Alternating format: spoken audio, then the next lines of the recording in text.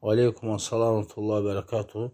Rafizələr deyirlər ki, Xeybər döyüşündə Ömər və Abu Bəkr radiyallahu anhum Rasulullahi sallallahu aleyhi ve sellem qoyub qaçırlar. Buna dəlil Hafiz Hakim Nişapurin Əl-Müstədrək Əs-Səhih kitabını gətirər. Bu barədə nə deyə bilərsiniz?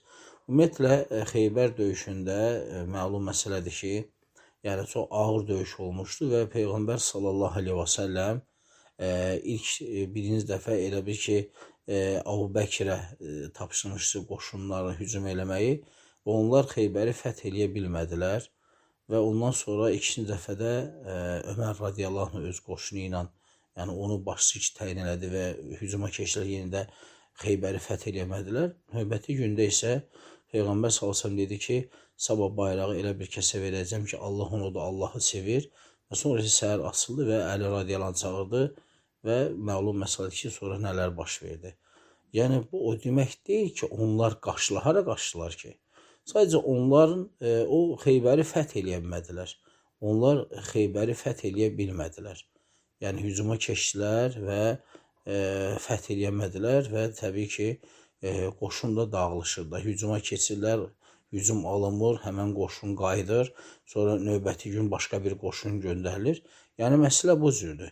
Amma Ömər radiyallahu anh, Əbu Bəkir qoydular, qaçdılar. Yəni, bu sadəcə belə deyim də, onların qəlbində olan Əbu Bəkir Ömərə qarşı hiqdir, yəni nifrətdir, kindir, qəzəbdir.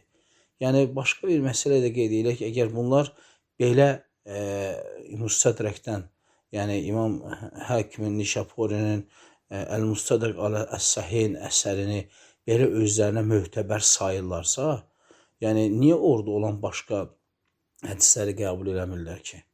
Yəni tovhidlə bağlı, şirklə bağlı, küfrlə bağlı, yəni bunların batıl etiqadlarını ifşa eləyən hədisləri niyə götürmürlər ki? Yəni yalnız və yalnız ancaq Əbu Bəkirin, Ömərin əleyhinə olan hədisləri götürürlər.